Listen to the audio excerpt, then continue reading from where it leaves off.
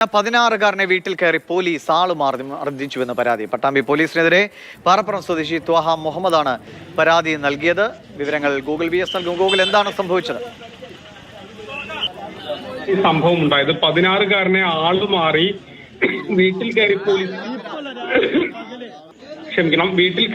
Police മർദ്ദിച്ചതായാണ് പരാതി.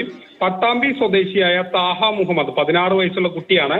ഈ കുട്ടിയെയാണ് Pattambi police ഇത്തരത്തിൽ വീട്ടിൽ കയറി മർദ്ദിച്ചത്. അതായത് പോലീസ് ഒരു പെട്രോളിങ്ങിനിടെ ഒരു വാഹനത്തിന് കൈ കാണിച്ചു. ഈ വാഹനം നിർത്താതെ പോയി. പിന്തുടർന്ന് നേരെ പോലീസ് എത്തിയത് ത്വാഹ മുഹമ്മദിന്റെ വീട്ടിലേക്കാണ്. ആ നിർത്താതെ പോയ വാഹനം ത്വാഹയുടേതാണെന്ന് കരുതിയാണ് പോലീസ് ആ വീട്ടിലേക്ക് കയറുന്നതും ത്വാഹയെ മർദ്ദിക്കുകയും ചെയ്തത്. പിന്നീട് ആ വാഹനം അല്ലാതെ മറ്റൊരു വാഹനമാണെന്നുള്ള കണ്ടെത്തലും ഉണ്ടായി. പക്ഷേ ഇതിനിടയിൽ ഈ ത്വാഹയെ പോലീസ് മർദ്ദിച്ചു എന്നുള്ളതാണ് പരാതിയായി പറയുന്നത്. എന്നാൽ ഇത്തരത്തിലൊരു സംഭവം ഉണ്ടായിട്ടില്ല.